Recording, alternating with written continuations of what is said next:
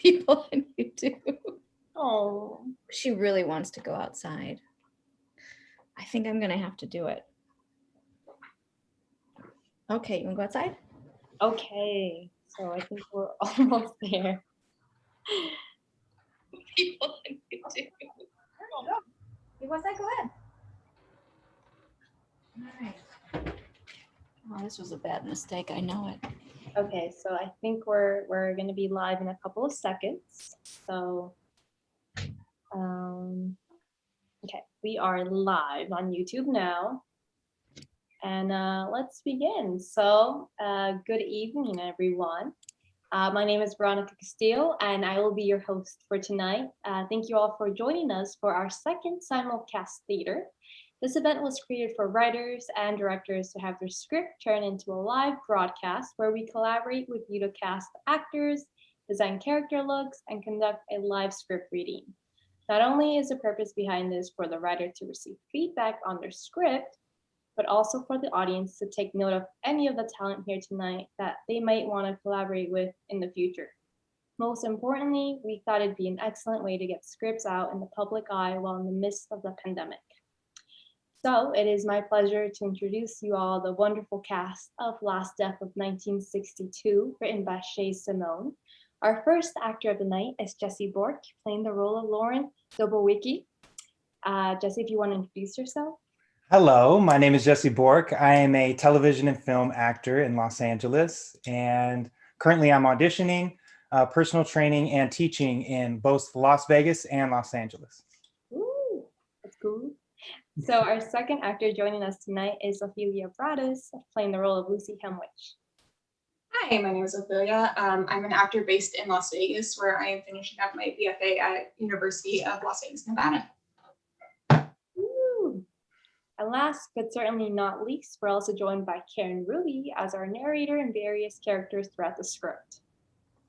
Hey everyone, I'm Karen Ruby. I'm a writer, performer, and a script supervisor. And I have my new podcast, Script Supervisors, Unsung Heroes of Film and TV, launching this summer. You can find us on Instagram at the Script Supervisor Podcast. Thanks. Woo-hoo. All right, that's so cool. So once again, thank you all for being here tonight. You guys are awesome. Be sure to stick around after the live script reading for a Q&A with our cast.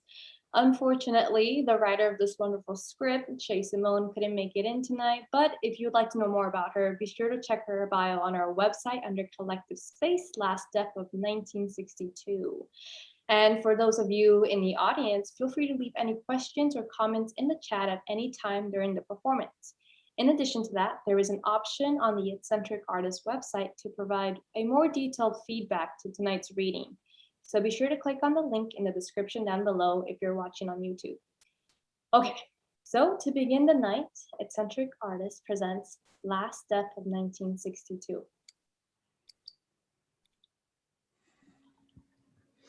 Fade in.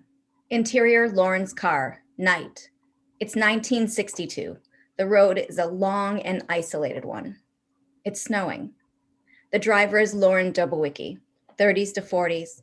Worry lines are set on his sunken face. He tends to keep his arms close to his body, that sort of thing. Pale, short, glasses, Capote-like. He's absorbed in his own concerning thoughts. We see the faint silhouette of the desert and darkness passing by looking like a graveyard. Title over, beginning credits. Exterior, dark road, accident site, night. Drips of blood stretch slowly over headlights. Lauren steps out of his car, his face drained at the sight of what's ahead. He walks forward unsteadily, shaken. His breathing is off. We hear people skittering about someplace behind him. Someone call 911! I'll run and find a phone! Lauren continues forward and comes to a stop at the sight before him.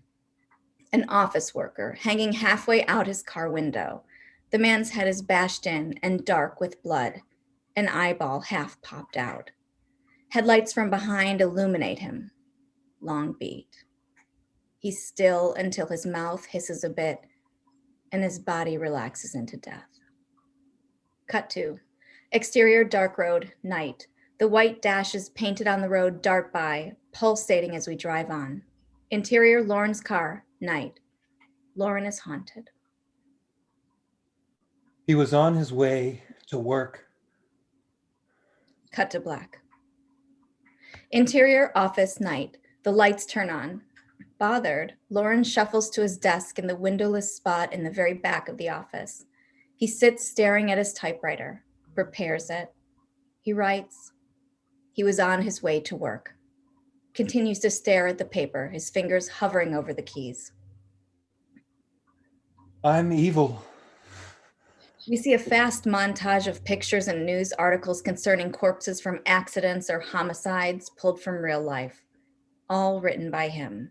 We see an article titled Molestation of the Common Man is the Catalyst for Genocide. Picture after picture. Word after word of articles I've given to the public eye. How could I continue to care about each and every face I see, bored out, long in horror, unidentifiable? How could I keep track? I've stopped trying to see the humanity in all of it. Dead is dead. What does that make me? Lauren is sickly, sweaty. Sounds like he's having a hard time breathing. He pulls a bottle of dark liquor out of his desk and drinks it. Cut to, close. He looks as if he's swooning, dizzy, body tilting from one side to another a little bit. He takes a deep breath and stops, goes still. My life has been one long white line of nothing. There's sadness in his eyes. He feels at his typewriter with a lost intimacy. Nothing. He sees a roach on his papers ahead of him and jumps at the sight of it. It jumps too, falling into his barely open bottom file cabinet. He looks at it wide-eyed and shaking a little. The roach skitters and jumps around, clanging against the metal. Cut to black. Interior office night. He was on his way to work is still the only thing written on the page. We hear the roach is hopping about in the cabinet as if it's throwing itself against the walls. Lauren stares at the cabinet, lays his hands on the keys, and begins to write. His body was torn from the inside through his organs, most likely. The causality started in his head, as they often do in cases such as these.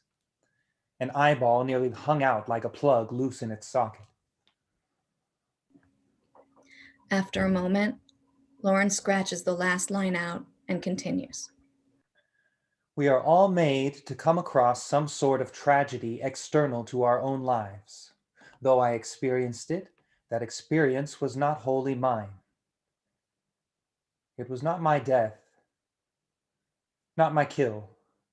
I was run into. The reason as to why he died the way he did is still a mystery, as there was hardly anything he could have run into out there, and my involvement leaves me feeling incredibly peculiar. I do not know the meaning and the place of it happening to me. I don't want to believe there is any. For many of my readers, perhaps you feel the same. Perhaps that is why you read about death every day as I write it. And yet, I have this creep on my shoulder, a weight I'm bearing, made heavier. As I'm aware from over 10 years of reporting, death leaves a slimy trail on everyone. Today, it was a gross opportunity to not be the reporter so much as the reported. It's a dirty feeling. When I saw his dead face, it felt like I was looking at myself. The roach suddenly thumps against the cabinet loudly. Lauren switches back to writing. He crosses out the last sentence. I am reminded that behind every sensational square and circle word and letter report on the murder of John or the rape of Jane, there are tears. There are lives still ruined past them. There was a life, Someone is crying over that man, I assume. He pauses. The roach's scratching grows. Or they could be alone, and no one will cry over them. There is no loving wife and darling children to abandon, no friends to pour one out. This is many a man's greatest fear. He punches the last key. The typewriter dings sharply. He looks down annoyedly at the scratching in the cabinet. Frustration bubbles. He tries to hold it in. It had to fall on my manuscript. The roach is not visible. Lauren drops his head into his hands and begins to cry. I'll never get it finished. You stale, pungent fuck. You fucking disgusting piece of shit. You disgust me so fucking much. I wish I could kill you myself. My novel was simple. That's how it started. Fast and easy. Writing began a decade ago, right after I proposed. It's about a handsome man who met a girl, a beautiful girl. He married her. They had children. He aimed to get a promotion at his job. It was pure copra. Lauren's breathing becomes labored and wheezy. Several years ago, I was at a bar. I drank too much, and I wrote for a very long period of time. When I read back at the stained pages, the story had taken a turn I hadn't expected. The man got the promotion, and he hated himself. He expired. The novel is now 566 pages. I've entrapped myself in a story about a character that doesn't even want to live. Lauren kicks the file cabinet hard and stops. He catches his breath. Lauren carefully takes his manuscript out and looks through the last words written on it. He takes the old page out of his typewriter and inserts a new clean one in. Stares ahead. Move in. He stares at his typewriter, then about the room, within his own mind. Lost. Beat. He reads from the last page he wrote. What have I done? Married? Gotten a job? What for? I'm a shell. I bleed, it's just blood. My face is broken, it's only bone. My flesh sags and hangs, it's just skin. The photographs and stories I hear every day are nothing. Give me nothing. 5 weeks ago, my doctor handed me a cigarette and told me I had a bad heart and too much plaque in my veins from a bad diet, even though 10 years ago, we were told all this food was healthy for us. God, I'm gonna fucking die. In my nightmares, there are those chugging, humanoid machines, gears, pumps, dark bodily fluids gushing and spraying out of them as they grind and screech into a crowded steel box. I'm wandering through a factory that doesn't want to be a machine. Exterior, neighborhood street, day. The sky is dark. Lauren chases after something with a knife. He drops it as he runs, then tackles his wife. I see the wife I married beside me in bed. I remember the only night we fucked was to consummate, and she nearly choked me to death. I was trapped in my body, paralyzed. I couldn't move. I didn't know how to. My hands looked blue in the dark. Interior, dark bedroom, flashback, night. Lauren's hand is outreached, shaking as he's being choked. It is turning bright blue. I didn't think she had the gall to kill me, at least right away. Now she fucks other men and treats it as normalcy. I'm the breadwinner, she's the baby maker. That's how she likes it to be read. Exterior, neighborhood street, day. He chokes her to death. If only those children she had were mine, maybe I'd care for something. Interior, office, night. We see the empty page in the typewriter. I'm out of words. I have nothing left to say. Interior office, day. The office is busy. Lauren proofreads work, exhausted. His face twitches and his hands shake a little. His manuscript is put away. A coworker walks up to him, a little belligerent.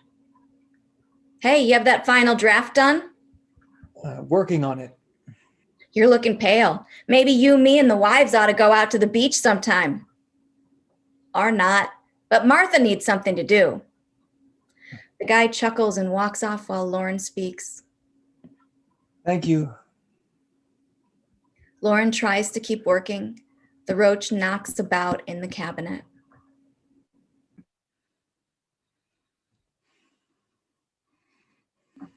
Lauren scratches his head. Frustratedly, his face scrunches up as he rubs his temple, tries to keep focused. He looks up to see someone in the distance. His expression shifts, distracted, maybe relieved. Lucy, 30s, 40s, European, walks quietly into frame, but for her low heels clicking on the floor. She has a kind yet sort of withdrawn demeanor, a stack of papers and folders in her arms. She approaches Lauren's desk. Her eyes are dark. She looks tired. Hello. Hello. It's been a while. You look a bit Pale. Paler than usual. tense. May I? Lucy motions to an empty chair next to Lauren's desk. Will driver... He's on break, so am I. Oh, good. Then by all means. How have you been? I've been, suppose I've been all right. I don't know what else to say about it. Yeah, me too. Really? That's disappointing to hear. Been gone a whole week. Say, what terms am I on with upper management? Not good ones. You didn't leave any notice. But you look nice today.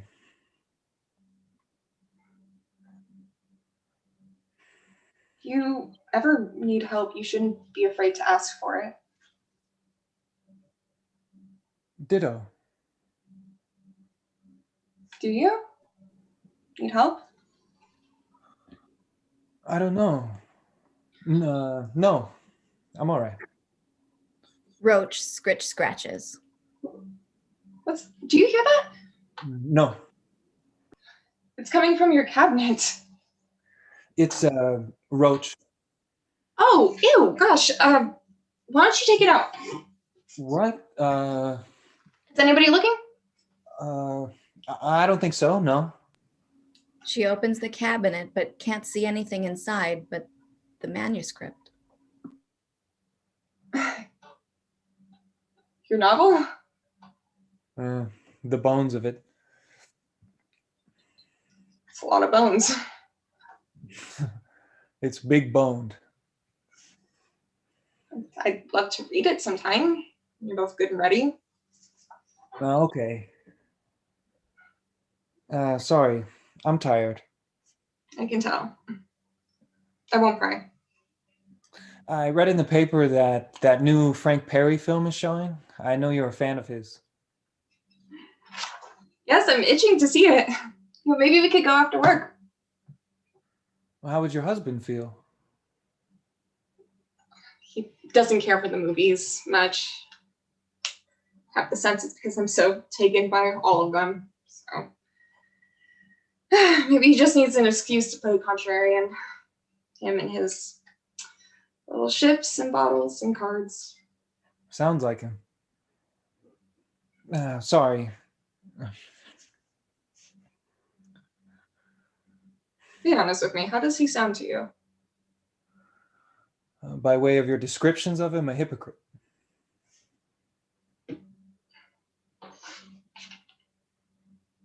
I haven't been to a real theater since I was little, back home with my parents. I miss it. I remember the magic of it all. Really? How little? This, Could you walk? No, I mean, A door in the office opens and Lucy is caught. She jumps, startled. I'll be with you in a moment. I'm just delivering papers. Doesn't look like it. Keep walking. The man walks back to his office as another man laughs. I do have papers for you, actually. Important, considering your absence. I'm sure. Lucy sifts through her stack of papers. She glances at him a bit oddly, then hands him a collection of envelopes. I'll see you around. We'll have to have lunch sometime. Lucy. Lauren puts a hand on her knee. They stare at each other, silently. Lucy leaves another paper on Lauren's desk and walks away. Lauren looks after her as she does, limp. He shrinks back, emptied. He takes the paper and opens it. It's a note. He reads it. I wish my husband was dead. Lauren stares out, confused, beat as he takes it in.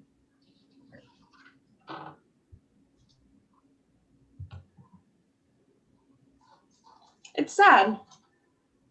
Interior gallery day. Lucy stares at a painting.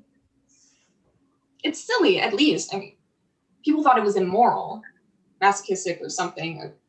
Through word of mouth or whatever else it was, they called it the vampire. Just because the woman holds the man in an embrace. See, the man's arm is up. He's receiving her. Love and pain. It scared people.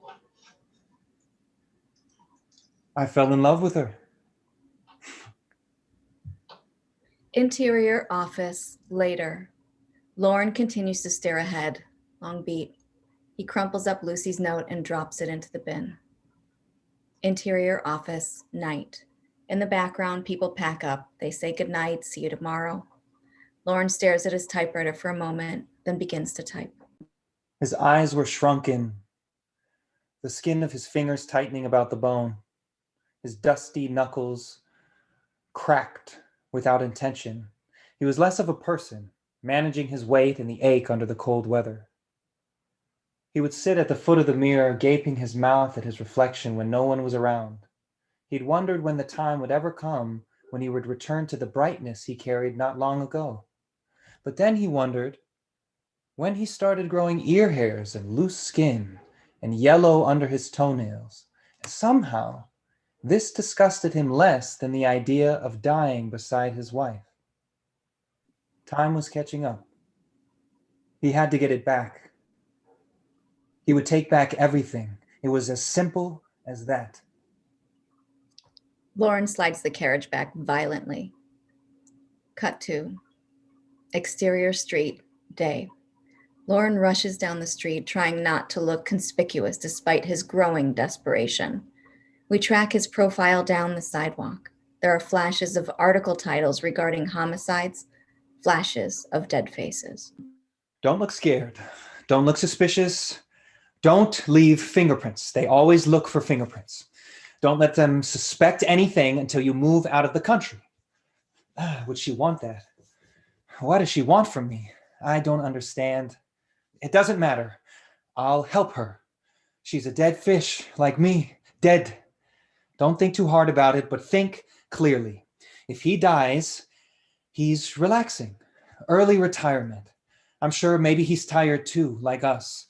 Caught in the gears, like us. He wants to be dead, like us. But he doesn't love her. He's hurt her. I know it. I love her. I love her so much. She has to love me. She has to love me back. Oh, I get it. I get it now. Crimes of passion. I understand. It hurts. It hurts so bad. I have to do something about it. I never thought I'd feel this way again. We hear sounds of banging and whirring of machines, insects and typewriters distorting into each other intensely. It's chemical. I know she can smell me. She can smell how I'm rotting, How every time she looks at me, it stings. Does she know how much pain she causes me? I want more from this stupid life. I need to feel more. Lauren approaches. Exterior, Lucy's house, day. He catches his breath, hypes himself up to knock or ring the doorbell. Or knock. He takes a moment. He wipes his sweat away and rings the doorbell. Interior, Lucy's bathroom. Meanwhile, Lucy gets up from the floor in a daze, her work clothes covered in blood. She shakes like a ghost. She drops the knife into the sink and stumbles into the shower, turns it on for a second, trying to clean herself off. The effort is futile. She gets out, disregarding the shower. Interior, Lucy's house, day. She reaches the door and opens it. Exterior, Lucy's house, day. Lauren stares at the bloodied Lucy and Lucy at Lauren with his hand on a gun in his pocket. Beat. They both look confused, then regretful.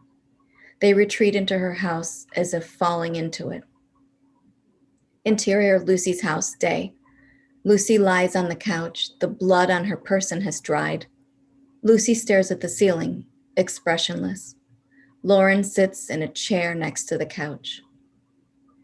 Lucy sits up and looks at him, puts a hand on his knee, but recoils at it, realizing she got some blood on him. She tears up, staring at the knee. I'm a monster. Me too. You aren't. Beat. Lauren takes her bloodied hand. She gets up, willing to let him go, but he clings to her. She walks out. Exterior, street, day. They walk down the streets, hand in hand.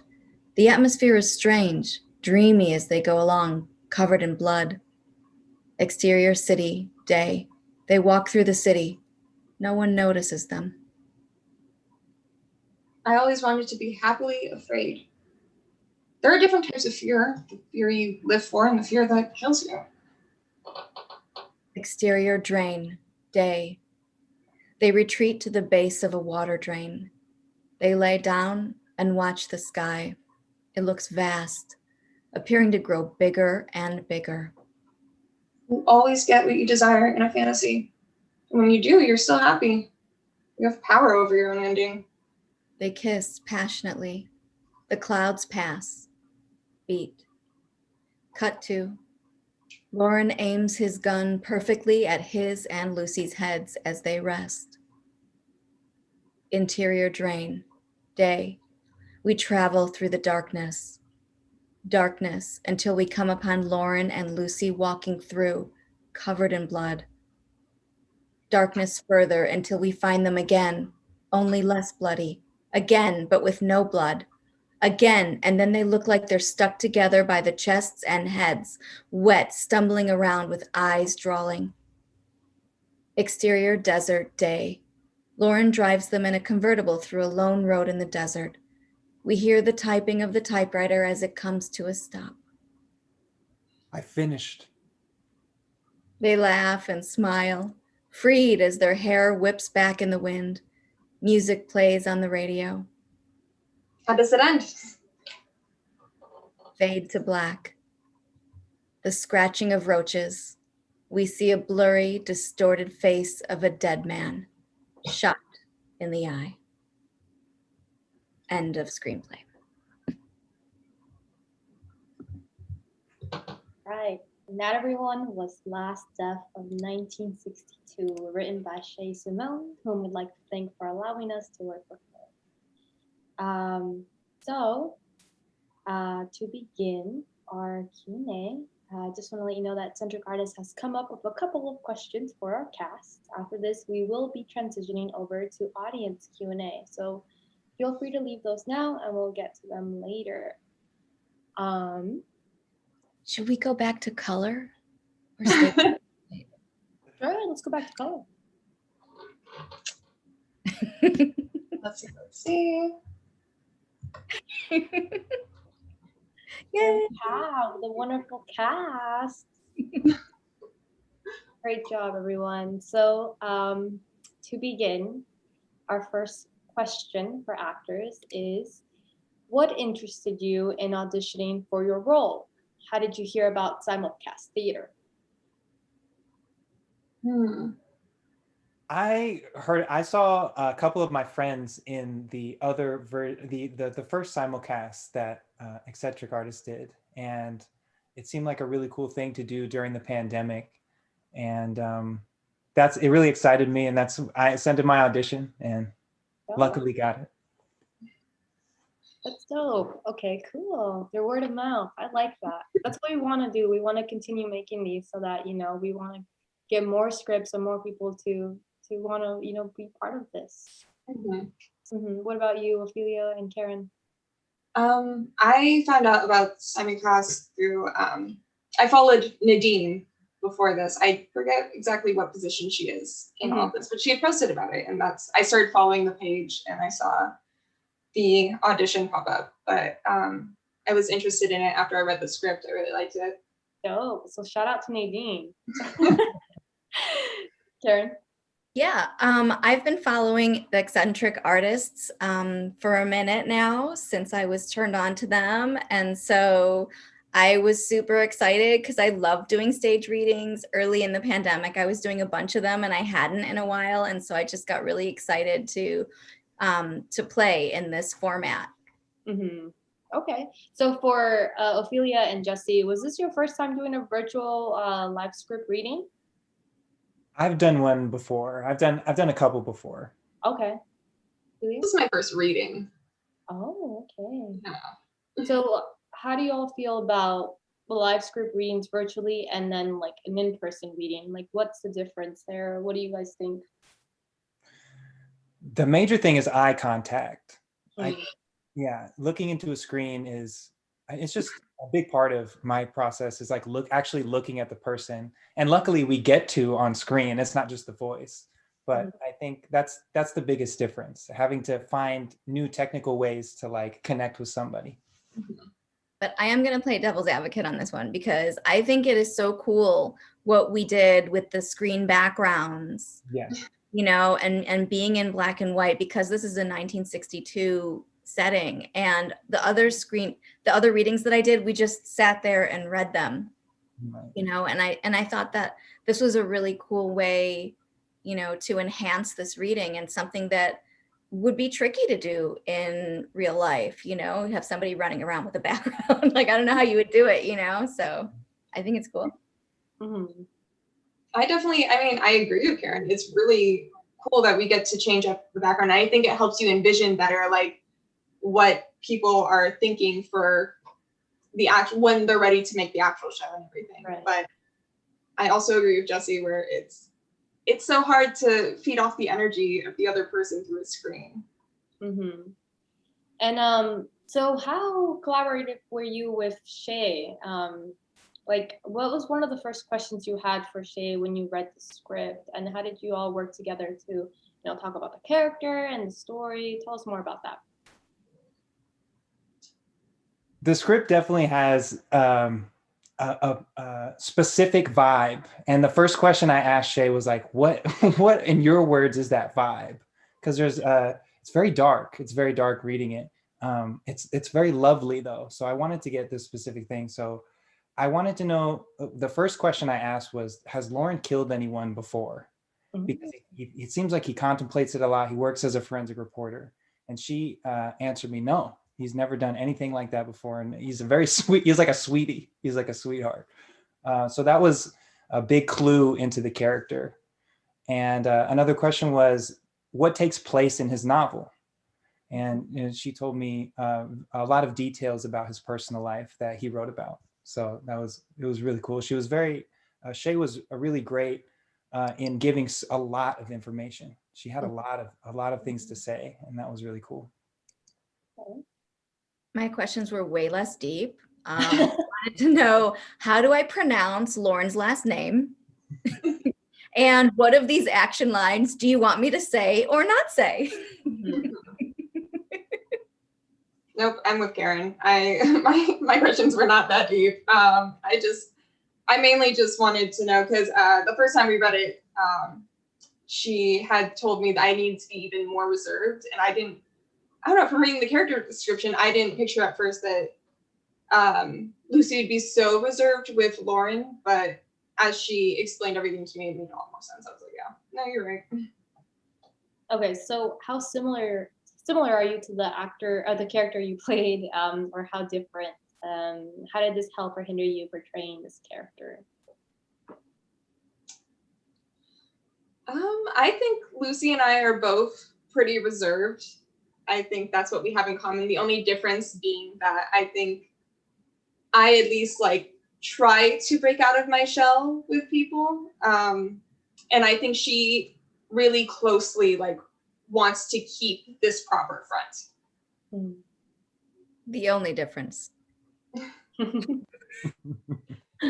Somebody. It's the only Fair. That's fair. Yeah, no, that's different too. Maybe. Maybe too. Sorry. I love that I didn't think of that. Yeah, no, that's pretty. You're right. I mean, tomato.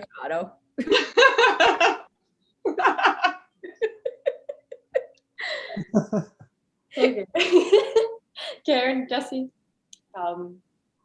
I felt like the big thing for this, just the Lauren's character, was his isolation. I feel like, especially right now, I mean, we're getting out of it, but in the COVID era, there's a lot of just isolation. A lot of people being, locked up, and he's surrounded by people, but it seems like he's isolated in his own thing. So that's one of the things that intrigued me about the script, and the timing of the script was him, the loneliness he felt, even though he has a wife, he has a life, he got the job he always wanted to get, but he still feels this sense of isolation, and until he meets Lucy, and it kind of changes everything for him. And I remember during the past few months, it's like somebody would come to the door and drop off a package, and that was like it was exciting. I was like, hey, what's that? I tried to start a conversation.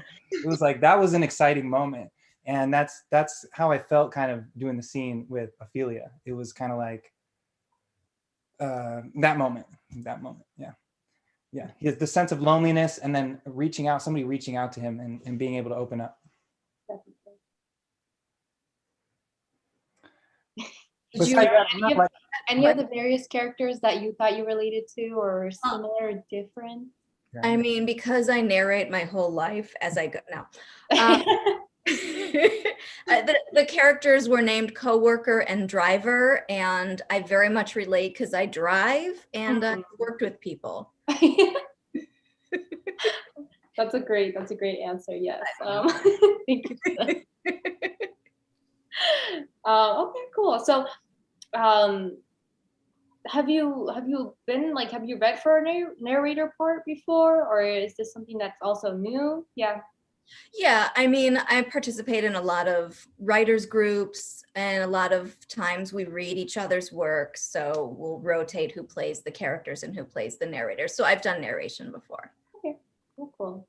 Okay, my last question is, are there any scripts that you can think of that you would like to do a live reading of after having this experience?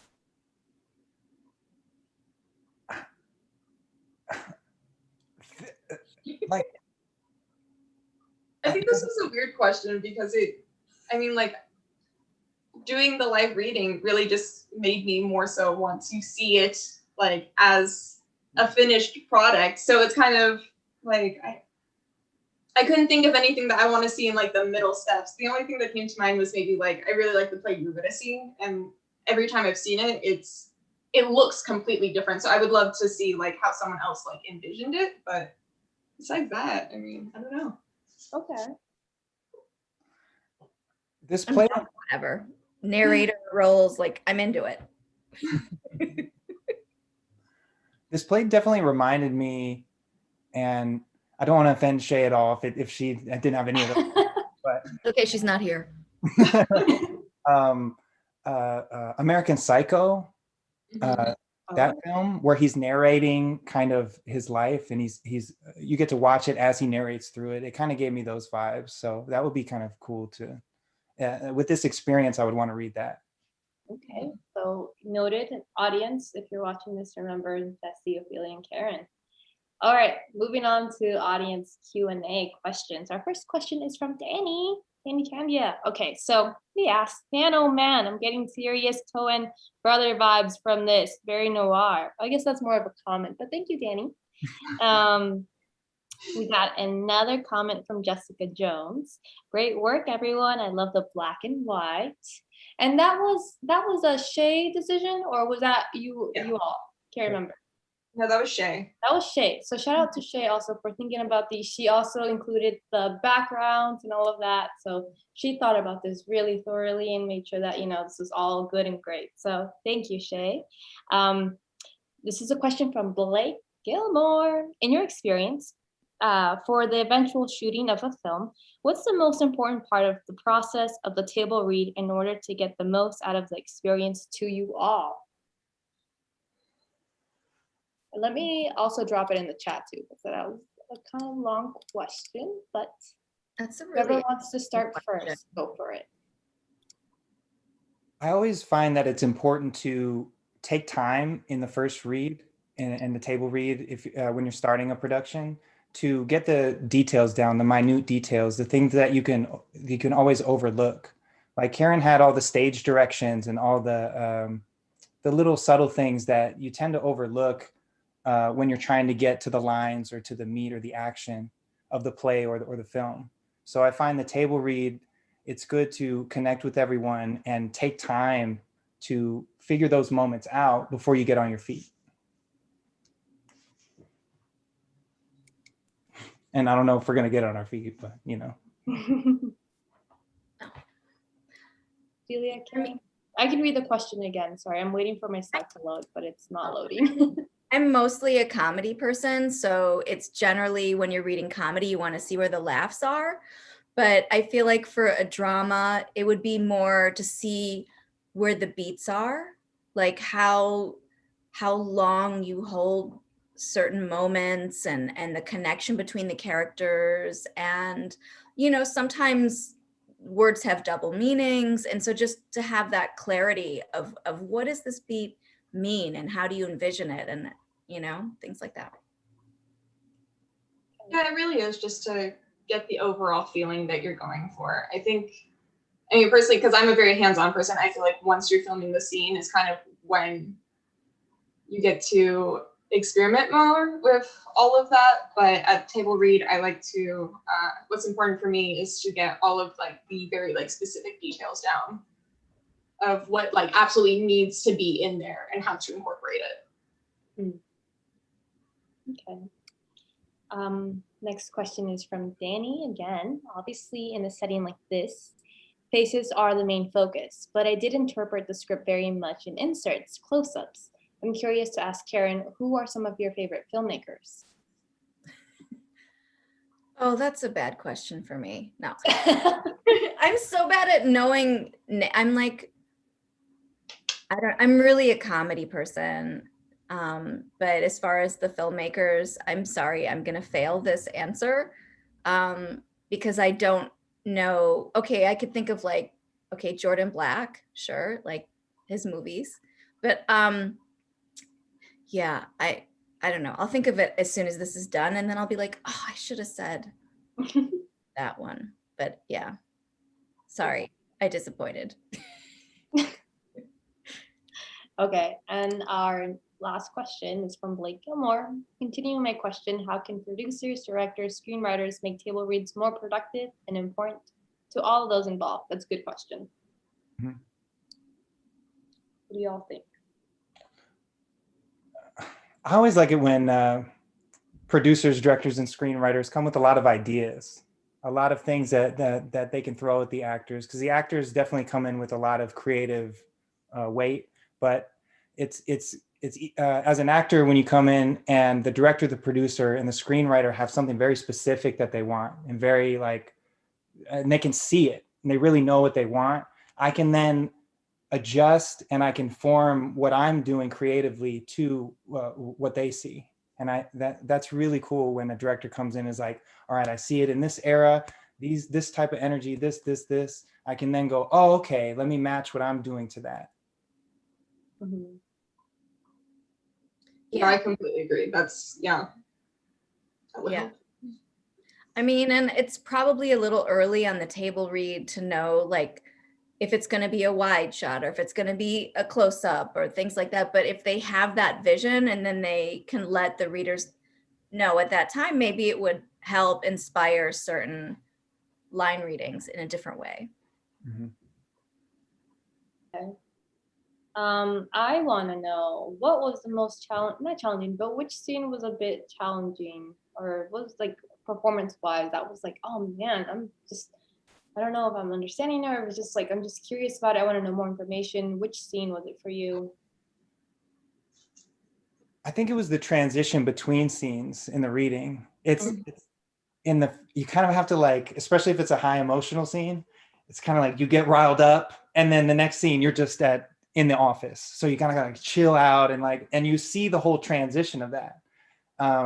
So it's, that's cool that the Shay is going to do it as a film itself, because then you get to see like, oh, this is what she was thinking in terms of transition of scenes and energy wise.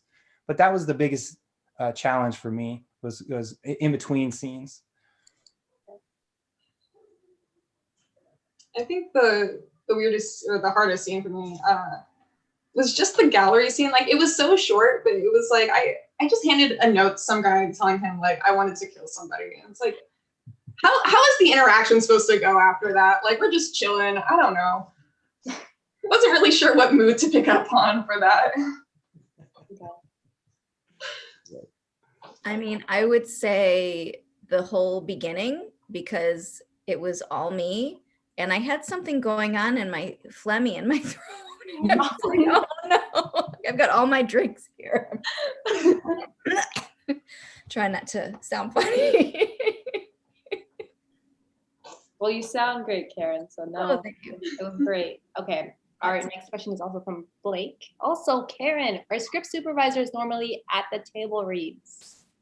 That's a great question. And I have been invited to table reads and I have been not invited to table reads, but I prefer to be at the table read as a script supervisor because the more information that I can gather about the production, the better, because if everybody's at the table read and something is happening, they're changing lines, they're changing certain things, and then I'm behind the 8 ball if I'm not there knowing what's happening. So invite your script supervisor to the table read. Keep that in mind, people. All right. So our next question is from Chris Fuentes. And they ask, how do you interpret the ending? And if you could change it in any way, would you?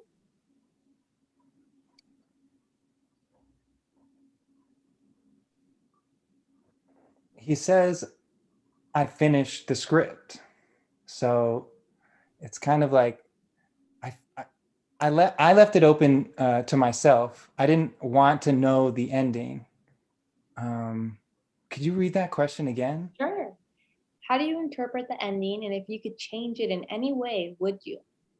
The fact that they're smiling and laughing and having a good time leads me to believe that the ending ends in a positive way for them.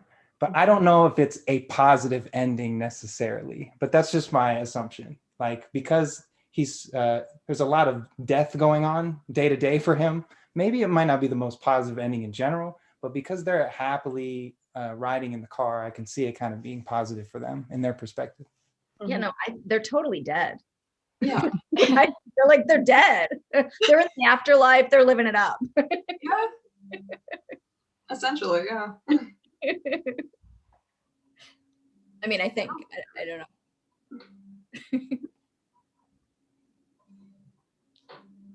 Okay, so I think that's all the questions we have for now. If you all have questions for each other, I'll open it up for you. And if not, we can move forward.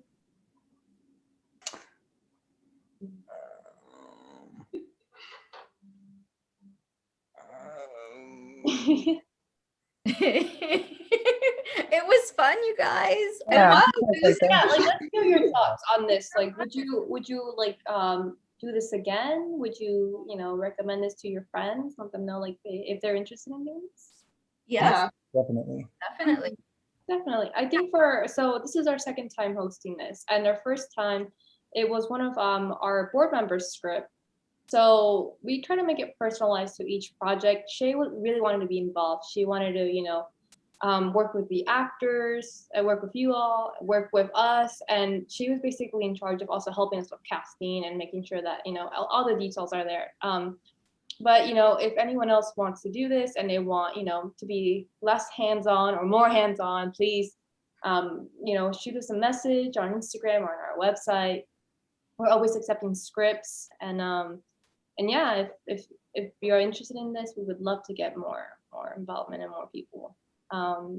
So yeah, I guess I'll close out. I'll do our outro, but I have a question. Go for it, Karen. For the scripts that people are submitting, do they all need to be shorts? Is there a page limit? What are you looking for specific genres? Open to all genres. I suppose the scripts that we're looking into, don't kill me, EA, I'm sorry for our board members, but I do want to say that this will be maybe like a short script, nothing longer than maybe like, I don't know, 20 pages? I could be wrong. If I am wrong, I'm sorry. I will update this on Instagram, but yeah, we want to keep it kind of short for now, and maybe eventually we'll do like feature, but I think for now we do want to do shorts. Yeah, thank you for asking, Kim. And, yes, actually Tiffany's writing on the Slack, so let's see what she said. Just so that everybody who's watching can get their scripts ready. Right. Yeah. And this was so much different than the first one. I watched the first one, and these are completely different scripts. So like I would assume you could throw in anything, like send in anything. Yeah, also I realized that for our first script, we had the host, Sam, read for narrator. And I know for this script, we there was a lot of actors in the script, in the story, and we were using AirMeet before, but now that we are using Zoom, I think we're probably gonna open it up for more roles because it was being really glitchy on AirMeet. So doing Zoom really helps, and that makes it better for us because then we can get more actors involved, to read for these. Okay, so Tiffany did confirm that we do accept features, but we'd only do an excerpt. So there you have it. That makes sense. Okay. Yeah, any more questions from the audience too? It's open. Okay. So that concludes tonight's Simulcast Theater. I guess once again, thank you to Shay for submitting her script. We want to give her another shout out, and also to our cast. Wow, amazing! Karen, Ophelia, Jesse. Round of applause. You guys were great. And now I'd like to give the floor to you all, so you guys can do any shout outs or any final thoughts before we wrap up. Let's start with Jesse. Well, shout out to Eccentric Artists. This was really cool. It was a really fun process, and whoever does it next, get excited because this was really fun. That's a shout out. Thank you to everybody. Ophelia, Veronica, this was really fun, so I appreciate it. Thank you. Ophelia, Karen? Yeah, shout out to Eccentric Artists and Shay for making this awesome script, and Jesse for being a really great scene partner, and Karen for being an awesome narrator. And yeah. Okay, shout out dittos to all of those people. Guys, Shay, Eccentric Artists. Also, I would like to shout out Nikki Korda, who turned me on to Eccentric Artists back in whenever that was, because this is so cool and I love you guys so much and I'm super stoked to be here. And shout out to my friend Jessica Jones, who came and commented. Hooray! So, all right, so before we go, Eccentric Artists would like to plug some upcoming events. The deadline to submit for the experimental film challenge is on May 30th, next Sunday. So if you're interested in submitting, please do so. It's still open. As a very important update, the date of the screening has been modified. Instead of June 6th, we will go live on YouTube on June 13th at 6 p.m. Pacific Daylight Time instead. So be sure to RSVP to watch some really cool and bizarre films. You can do so on our website. And for our next film club discussion, we'll be going over a portrait of a lady on fire on June 12th at 6:30 Pacific Daylight Time. Please join us for this incredible film, which Jemson has been obsessed with. So if you've seen that film or haven't watched it, please join us. The links to this is on our website. And also, if you follow us on social media, we have our link tree in our bio, and you can get easier access to that as well. And last but not least, the Eccentric Artist team would like to announce that we are dedicating the next 3 months to focusing and expanding our brand just in time for our 1-year anniversary this September. So we are putting a hold on featured artists until then, but don't worry, we'll continue to host our monthly events, so anticipate some new content coming soon. And I think that's all we have for now. Again, Karen, Ophelia, Jesse, thank you so much. To Shay, we love you. And also, I do want to mention, we're probably going to host a live on Instagram with Shay to ask her questions for this too. So please join us. Be on the lookout for that. And yeah, we hope everyone a good night. And thank you for joining us tonight. See you next time. See ya. Thank you.